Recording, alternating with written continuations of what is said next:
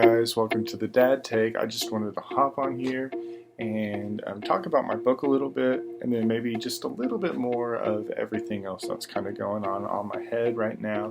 One of the chapters that the devotion handles is really near and dear to me, so I wanted to talk about that specifically. The book, it came out on Sunday. I think it's Wednesday right now, so we're going to talk about one of the days. And that day dealt with your home and how it fills your mood. I know that kind of sounds a little heavy, but as dads, we do need to understand that as a fact. Your home, it does fill your mood. When we walk into the house, a lot of times we've got a lot of stress from the day, so we come home frustrated, we might be short, distracted, irritated, or emotionally checked out even. Our family feels that. Even if we don't say much, even if we think we're hiding it, we're not good at hiding it. Even if we tell ourselves, I'm just tired, our mood still speaks, just the same as our tone, our face, and our silence. They all speak. Sometimes the whole atmosphere of the home shifts just because I, the dad, walked in carrying pressure that I never handed to God. That is today's Dad Take.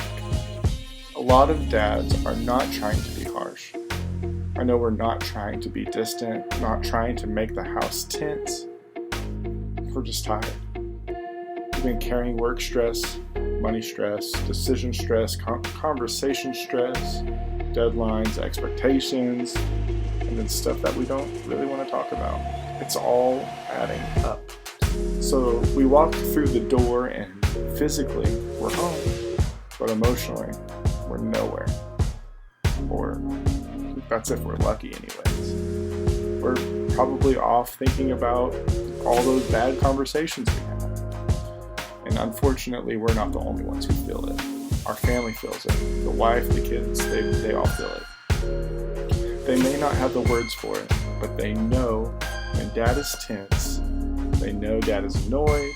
They know when dad is present in the room, but not present with them. And I say these carefully because I'm not saying dads are not allowed to struggle.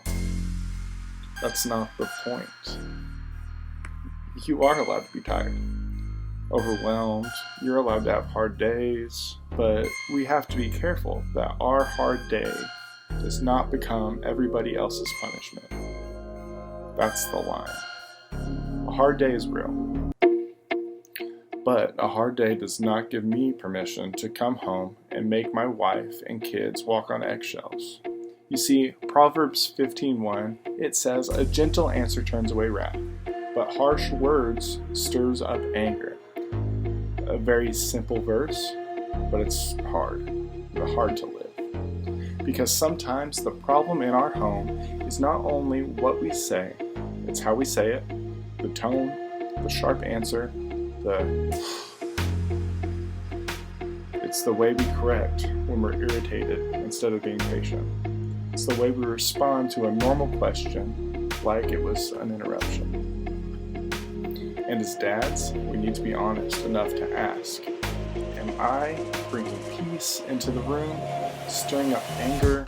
Is my home being settled? Is everyone forcing themselves to hold on to something because they have to brace?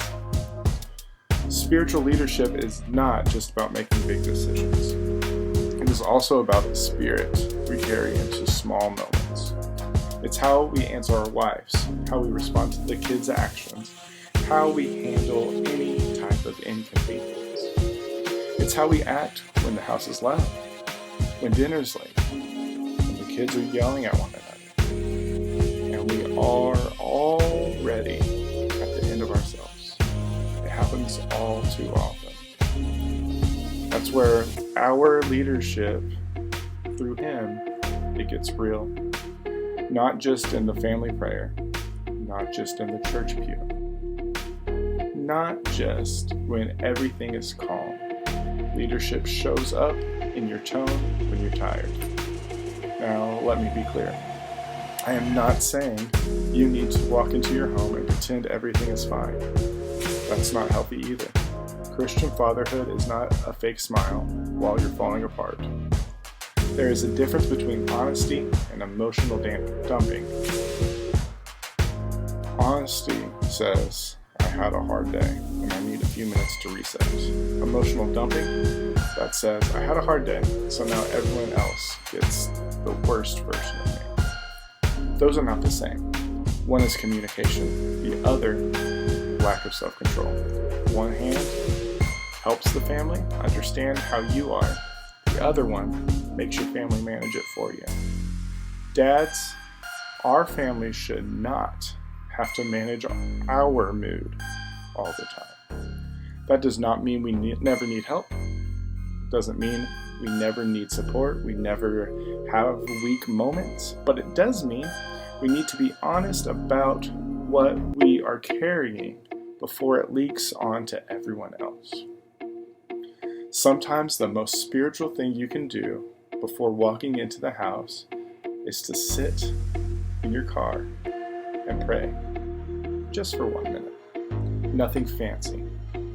Just, Lord, help me not to punish my family for a day that they did not create.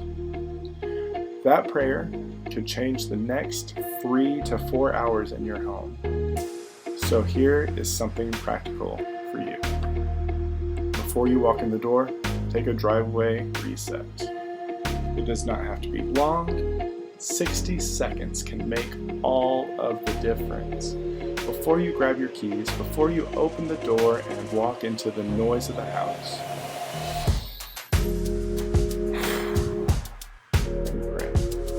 ask yourself 3 questions. 1, what am I carrying right now? Am I carrying stress, anger, disappointment, pressure? I don't know.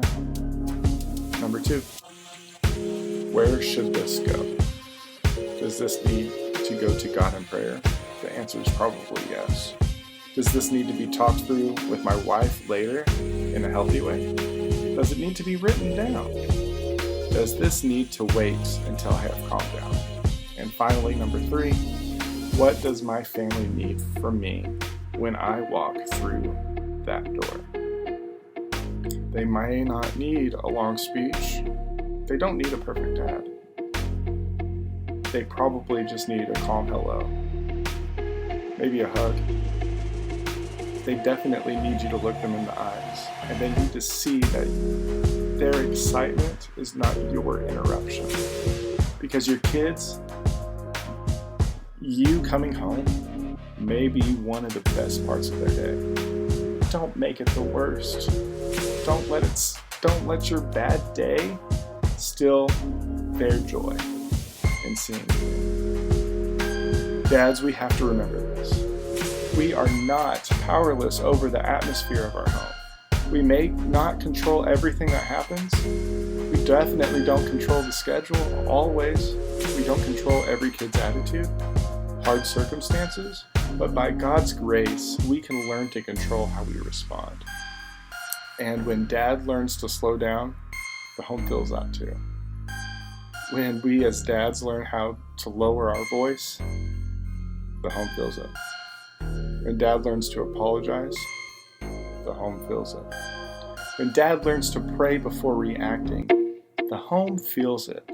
When dad learns to walk in with peace instead of pressure, the home feels it. That does not mean everything becomes perfect, because that is what happens when we are not careful. Our moods start teaching the home what to expect from us. And I do not want my family to expect tension when I walk in the door. I do not want my wife to wonder which version of me is coming through the door. I don't want the kids to feel like they have to shrink themselves because dad has a hard day. I want my home to feel peace, love. I ultimately want them to feel safe. And that starts with letting Jesus lead me before I try to lead any of my kids or my wife. So, follow up on the dad take. Here it is. Your home feels your mood. Your wife feels your tone. Your kids feel your presence. And your leadership is not only shown in what you provide, it is shown in what you carry into the room. So before you walk through the door, pause, pray, breathe, reset. Ask God to help you bring peace into the home instead of pressure. You do not have to fake being okay, but you do need to learn how to hand your heart to God before you hand your mood to your family. Start with just 1 minute. 1 breath. 1 prayer. 1 better entrance into your home.